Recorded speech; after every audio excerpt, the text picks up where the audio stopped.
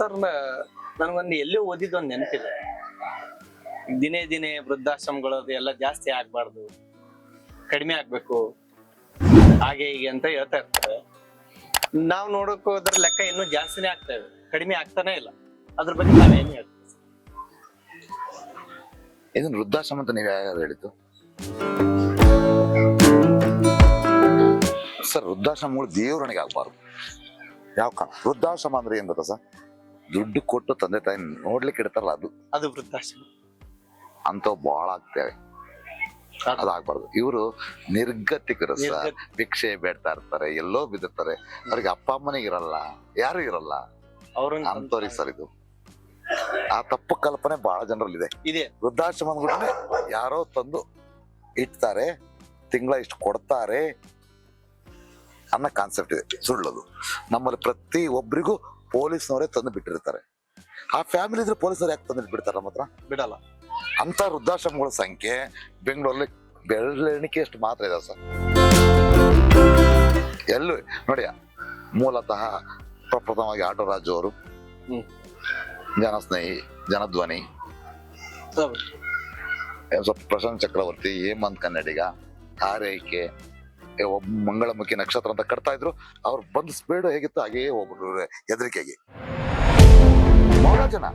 ಮತ್ತೆ ನಮ್ಮ ಜನಸ್ನೇಹಿ ಯೋಗೇಶ್ ಅಂತ ಒಬ್ಬ ಮಾಡಿದಾನೆ ಪಾಪ, ಅವನ ಮೇಲೆ ಎಷ್ಟು ಕೇಸ್ ಅದು ಸುಮ್ನೆ. ಅಂದ್ರೆ ಕಾಲೆಳೆಯ ತಂತ್ರ ಇಂಥವಕ್ಕೆ. ಈ ವೃದ್ಧಾಶ್ರಮ ಅಂದ್ಬಿಟ್ಲೇನೆ ಎಲ್ಲರೂ ಫ್ರೀ ಆಗಿ ನೋಡ್ಕೊಂತಾರೆ ಅಂತಲ್ಲ ಸರ್, ಎಲ್ಲ ನಿರ್ಗತಿಕರಂತಲ್ಲ ಸರ್. ಇಲ್ಲಿ ಆ ವೃದ್ಧಾಶ್ರಮದ ಹೆಸರಲ್ಲಿ ದಂಧೆಗಳು ನಡೀತೀವ ಸರ್. ಇಲ್ಲಿ ಎಮೋಷನಲ್ ಬ್ಲಾಕ್ ಮೇಲ್ ಮಾಡ್ತಾರೆ ಜನರನ್ನ. ಮನೆ ಹತ್ರ ಗಾಡಿ ಹಾಕಿ ಬರೋದು, ಬಟ್ಟೆ ಕೊಡಿ, ಅಕ್ಕಿ ಕೊಡಿ, ಅದ್ ಕೊಡಿ, ಮತ್ತೆ ಟೆಲಿಕಾಲಿಂಗ್ ಬರುತ್ತೆ. ನಾವು ಮಕ್ಕಳ ಆಶ್ರಮದವ್ರು, ಅವರು ಎಲ್ಲ ಫೇಕ್ ಸರ್. ಗಾಡಿ ತಗೊಂಬರೋ ಯಾವ್ದೇ ಆಶ್ರಮದವ್ರು ಬರಲ್ಲ.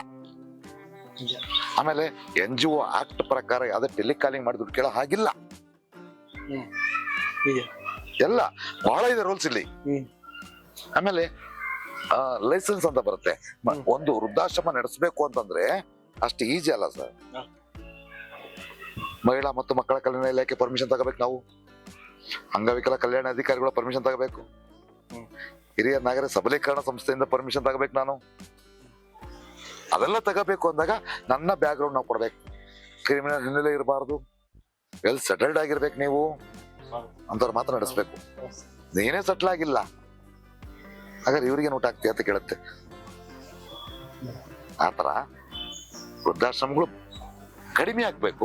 ಆದರೆ ಇಂಥ ರಸ್ತೆ ಬದಿಯಲ್ಲಿ ಬೀಳ್ತಕ್ಕಂತ ಅನ್ನ ನೀರು ಅಂತವರಿಗೆ ಸಂಸ್ಥೆಗಳು ಮಾಡಬೇಕು. ಇವತ್ತು ಸಂಸ್ಥೆಗಳು ಮಾಡಿದ ಸರ್ಕಾರ ಮಾಡ್ಬೇಕು. ಸರ್ಕಾರ ಎಲ್ಲಿ ಮಾಡುತ್ತೆ ಸರ್? ಯಾಕಂದ್ರೆ ಇವ್ರ ಹೆಸರು ದುಡ್ಡು ತಿನ್ನಕ್ ಆಗಲ್ಲ, ಮಾಡಲ್ಲ. ಇದ್ದಂತಹ ಭಿಕ್ಷುಕರ ಕಾಲೋನಿ, ಬೆಗ್ಗರ್ ಕಾಲೋನಿ ಅಂತ ಕರಿತೀವಿ, ಅಲ್ಲಿ ಕೋಟ್ಯಾಂತರ ರೂಪಾಯಿ ನಡೀತಾ ಇದೆ, ನಡೀತಾ. ಅಲ್ಲಿ ಭಿಕ್ಷುಕರ ನಿರ್ಮೂಲನೆಗೋಸ್ಕರ ಅಂತ ಮಾಡ್ತಾರೆ. ಅದೇ ನಿರ್ಗತಿಕರ ನಿರ್ಮೂಲನೆ ಮಾಡಿ ಸರ್, ಮಾಡಲ್ಲ ಸರ್. ಸರ್ಕಾರ ಇಂಥವ್ರಿಗೆ ಮಾಡಬೇಕು. ನೋಡಿ, ಆ ಕೊರೋನಾ ಸಮಯದಲ್ಲಿ ಸ್ವಲ್ಪ ಸ್ಟಾರ್ಟ್ ಮಾಡಿದ್ರು BBMP ಇಂದ ನಿರಾಶ್ರಿತ ತಾಣ ಅಂತ. ಸರ್ ರಾತ್ರಿ ಮಾತ್ರ ಇಟ್ಕೊಂತಾರಂತೆ, ಬೆಳಗ್ಗೆ ಬಿಡ್ತಾರಂತೆ. ಅಂದ್ರೆ ಭಿಕ್ಷಾಟನೆ ಎಂಕರೇಜ್ ಮಾಡ್ತಿದ್ದ ಸರ್ಕಾರಗಳು. ಅಲ್ಲಿ ಯಜ್ಞಗಳು ತಿಂತೀಯ ದುಡ್ಡ ಇವ್ರ ಹೆಸರ ಮೇಲೆ. ನೀವು ನೋಡಿ, ಒಂದೊಂದು ವಾರ್ಡ್ ಅಲ್ಲೂ ಒಂದೊಂದು ವಿಧಾನಸಭಾ ಕ್ಷೇತ್ರದಲ್ಲಿ ಇರ್ತವೆ BBMPಯ ನಿರಾಶ್ರಿತ ತಾಣ ಅಂತ ಇರ್ತವೆ. ಯಾರು ಇರಲ್ಲ ಸರ್ ಅಲ್ಲಿ, ಬರೀ ಪೇಪರ್ ಅಲ್ಲಿ ಮಾತ್ರ. On record, of the record ಹೋಗಿ ಚೆಕ್ ಮಾಡ್ಬಿಟ್ರೆ ನೀವು ಒಬ್ರು ಇರಲ್ಲ ಅಲ್ಲಿ. ಅದ್ರ ಹೆಸರಲ್ಲಿ ಅಕೌಂಟ್ ಇರುತ್ತೆ. ಅಲ್ಲಲ್ಲ, ಅದು BBMP ಅದು. ಹೌದು, ಆ ತರ ನಡೀತಾ ಇದಾವೆ ಸರ್. ತಾವು ಸರ್ಕಾರಕ್ಕೆ ಏನ್ ಹೇಳಿಕ್ ಬಯಸ್ತಿರ್ತಾರೆ ತಾವು? ಅಯ್ಯೋ ಸರ್, ಸರ್ಕಾರಕ್ಕೆ ನಾವ್ ಹೇಳೋದು ಹೇಳಿ ಸರ್, ನಮ್ಮ ಅನುಭವದಿಂದ. ಸರ್ ಏನು ಬೇಡ ಸರ್, ಅವ್ರಿಗೆ ಜಾಗ ಎಲ್ಲ ತಂದು ನಮ್ಮ ಹತ್ರ ಫಾರನ್ ನಾವು ಇಡ್ತೀವ. ನೀವು ಒಳ್ಳೆ ಹೋದ್ರಿ ಸರ್ಕಾರಕ್ಕೆ ಹೇಳೋದು ಸರ್, ಮಾಡಲ್ಲ ಸರ್. ನಿರ್ಗತಿಕರ ವಿಚಾರವಾಗಿ ಸರ್ಕಾರ ಯಾವ ಕ್ರಮನೂ ಕೈಗೊಳ್ಳಲ್ಲ. ನಾವು ಪ್ರಯತ್ನ ಪಟ್ಟಿದ್ರು ಸಾಕಷ್ಟು ಸರ್. ಏನು ಬೇಡ ಸರ್, ಸರ್ಕಾರ ಊಟ ಕೊಡೋದು ಬೇಡ, ಏನು ಕೊಡ, ಒಳ್ಳೆ ಸಂಸ್ಥೆಗಳು ಗುರುತಿಸಿ ಹ್ಮ್. ಜಿನಿಯನ್ ಇದಾವ ಅಂತ ಗೊತ್ತಾದ್ರೆ ಅವ್ರಿಗೆ ಒಂದ್ 2 ಎಕರೆ ಜಾಗ ಕೊಡಿ ಸರ್, ದೊಡ್ಡದಾಗ ಕಟ್ತಾರೆ. ಮಾಡ್ತಾರೆ ಇನ್ನು ಚೆನ್ನಾಗಿ ನಾವು ಅಪ್ಲಿಕೇಶನ್ ಯಾಕೆ ಸರ್ ಕೊಡ್ಬೇಕು? ನೀವು ತಂದು ಬಿಡ್ಬೇಕಾದ್ರೆ ಗೊತ್ತಿರುತ್ತೆ ಜಿನಿಯನ್ ಅಂತ. ಫಾರಿನರ್ ತಂದು ಬಿಡಕ್ ರೆಡಿ ಇದೀರಾ? ನಿಜ. ಜಾಗ ಕೊಡ್ಬೇಕಾರ ಜಾಗ ಕೊಡ್ಬೇಕಾದ್ರೆ 108 ಕಂಡೀಷನ್ಸ್. ಕಾರ್ಯವಸೆ ಕತ್ತೆ ಕಾಲಡಿ ಅಂತ ಬರ್ತಾರೆ ಸರ್. ಅಷ್ಟೇ. ಸರ್, ಸರ್ಕಾರಗಳು ಎಲ್ಲಿವರೆಗೂ ಜಾತಿಯ ಸರ್ಕಾರ, ಓಲೈಕೆ ಸರ್ಕಾರ, ಹ್ಮ್. ಗ್ಯಾರಂಟಿ ಸರ್ಕಾರ ಹ್ಮ್.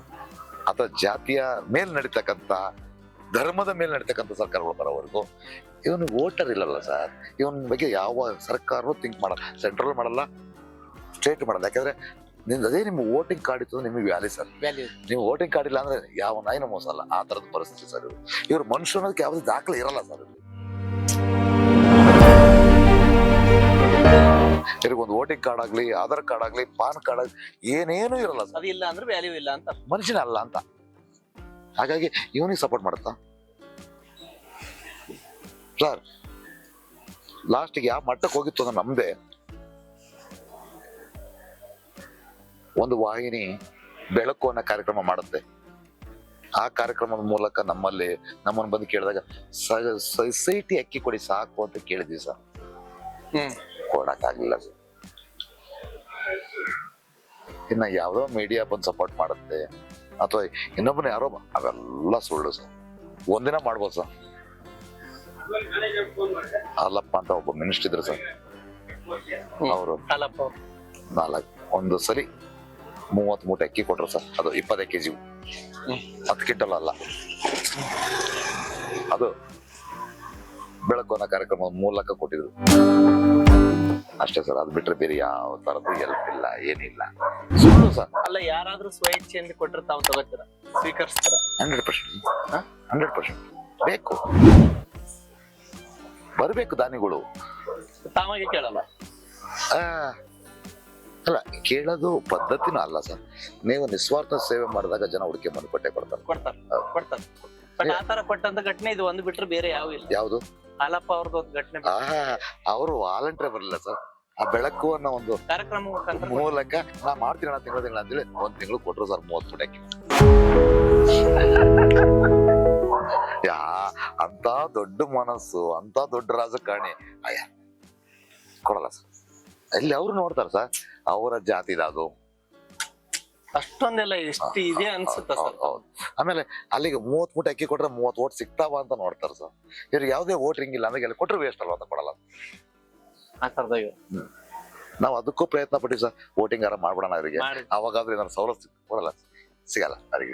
ಯಾವುದೇ ತರದ್ ಕೊಡಲ್ಲ. ಎಲ್ಲ ಹೆಂಗ್ ಮ್ಯಾನೇಜ್ ಮಾಡ್ಕೊಂಡು ಹೋಗ್ತಾ ಇರೋದ್ರಿ ಅನ್ನೋದು ನಾವು ಊಹಿಸ್ಲಿಕ್ಕೂ ಸಾಧ್ಯ ಇಲ್ಲ ಸರ್. ನಿಜಕ್ಕೂ ತಾವು ಹೇಳಿದಂತ ಇದು ಇಷ್ಟು ನಾವು ಕೇಳಿದ್ದನ್ನ ನೋಡಿದ್ರೆ ಸಾಮಾನ್ಯ ಜನರಿಗೆ ಇದು ಮಾಡಂತ ಶಕ್ತಿ ಭಗವಂತ ಕೊಡ್ತಾನಂತ ನಾ ಅನ್ಕಲ್ಲ. ಏನೋ ದೇವತಾ ಮನುಷ್ಯ ಇದ್ದರನ್ನ ಮಾತ್ರ ಇದನ್ನ ಸೃಷ್ಟಿ ಮಾಡಿ ಮಾಡಂತ ಒಂದ್ ಶಕ್ತಿ ಒಂದ್ ಭಗವಂತ ಒಂದ್ ಅನುಕರಣೆ ಮಾಡಿದಾರಂತ ನಾನು ಅನ್ಕೋತೀನಿ ಸರ್. ನೋಡಿ,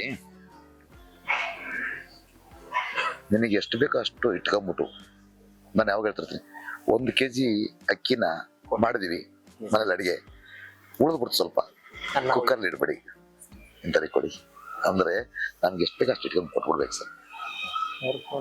ಮಾಡ್ಬೇಕು. ಮನುಷ್ಯತ್ವ ಅಂದ್ರೆ ನಾವು ಈಗ ಕೋಟಿಗಟ್ಲೆ ಎಲ್ಲರ ಹತ್ರ ಇದೆ ಸರ್. ಅದೇನ್ ಹೇಳ್ತೀನಿ ನಾನಂದ್ರೆ, ನಾಯಿ ಮಲೆಯಲ್ಲಿ ಹಾಲಿದ್ರೆ ದೇವ್ರಿಗ ತಿಂಡ್ರಿಗ, ನಿನಗೆ ನಿನ್ನ ಮಕ್ಕಳಿಗೆ ಮಾತ್ರ ಅದು. ಆ ನಾಯಿ ಆಗದ್ ಬೇಡ ಸರ್. ನಾವು 4 ದಿನ ಬದುಕಿದ್ರು ಪರವಾಗಿಲ್ಲ, 4 ಜನಕ್ಕೆ ಒಳ್ಳೇದ್ ಮಾಡೋಗಿ ನನಗೆ ಹೇಳ್ತಾರೆ ಸರ್, ಪ್ರಚಾರಕ್ಕೆ ಮಾಡ. ಎಸ್, ಪ್ರಚಾರಕ್ಕೆ ಮಾಡ್ತೀವೋ, ತೀಟೆ ಮಾಡ್ತೀವಿ, ಹೊಟ್ಟೆ ತುಂಬಿಸ್ತಾ ಇದೀವ. ಅಲ್ಲ, ಅದೇ ಪ್ರಚಾರಕ್ಕೆ ಅವರು ಮಾಡ್ಬೋದಲ್ಲ. ಹೇಳದ್ದು ಅಲ್ಲ ಸರ್, ಅದೇ ಪ್ರಚಾರಕ್ಕೆ ನೀವು ಮಾಡಿ. ನಿಮ್ಗೆ ಯಾರು ಬೇಡ ಅಂದಾರ? ಯಾರು ಬೇಡ ಅಂದಿಲ್ಲ ತಾನೆ? ಅವ್ರಿಗೆ ಮಾಡ್ತಾರೆ. ಅವ್ರಿಗೆ ಅಪ್ಪಿಕ ಬಗ್ಗಲ್ಲ. ಕುತ್ಕೊಂಡು ನೆಟ್ಟೆ ಕಮೆಂಟ್ ಹಾಕಕ್ ಮಾತ್ರ ನಾವು ಇದೀವಿ. ಎಷ್ಟೋ ಜನ ಸರ್, ಉದಾಹರಣೆ ನಿಮ್ಗೆ ಹೇಳ್ತೀನಲ್ಲ, ಉದಾಹರಣೆ ನಿಮ್ಗೆ ಹೇಳ್ತಾರದು ನನ್ನ ಕಣ್ಣು ಮುಂದೆ. ಈಗ ಒಬ್ಬ ಮಂಗಳಮುಖಿ ನಕ್ಷತ್ರ ಮುಖ್ಯವಾಹಿನಿ ಕರ್ಕೊಂಬರ್ಬೇಕು, ನಾವು ಏನಾದ್ರು ಒಂದು ಮಾಡ್ಬೇಕು. ರಾಜ್ಯ ಪ್ರಶಸ್ತಿ, ಕರ್ನಾಟಕ ರಾಜ್ಯೋತ್ಸವ ಪ್ರಶಸ್ತಿನೂ ಪಡೆದು ದರ್ಶನ್ ಅವರು 50,000 ಇಟ್ಟಿಗೆ ಕೊಟ್ಟು ಕಡಿಸ್ತಾ ಇದ್ರು. ಅದ್ಯಾ ದರಿದ್ರ, ಅವ್ರು ಜೈಲಿಗೆ ಹೋದ್ರಂತ ಅದು ಇವರು ನಿಂತೋಯ್ತು. ಅದೊಂದು ಕಟ್ಟಿದ್ರೆ 1000 ಜನ ಆಗ್ತಾ ಇದ್ರು ಸರ್. ಈ ವಿಷಯ ದರ್ಶನ್ ಅವ್ರು ತುಂಬಾ ಹೆಲ್ಪ್ ಮಾಡ್ತಾ ಇದ್ರು. ಸರ್ ಮಾಡಿದ್ದಾರೆ, ಬಟ್ ನನಗೆ ಗೊತ್ತಿರೋ ಹಾಗೆ ನನಗೇನು ಮಾಡಿಲ್ಲ. ಮಂಗಳಮುಖಿಗೆ ಮಾತ್ರ ಇಟ್ಟಿಗೆ ಕೊಟ್ಟರೆ ಗೊತ್ತು ಸರ್.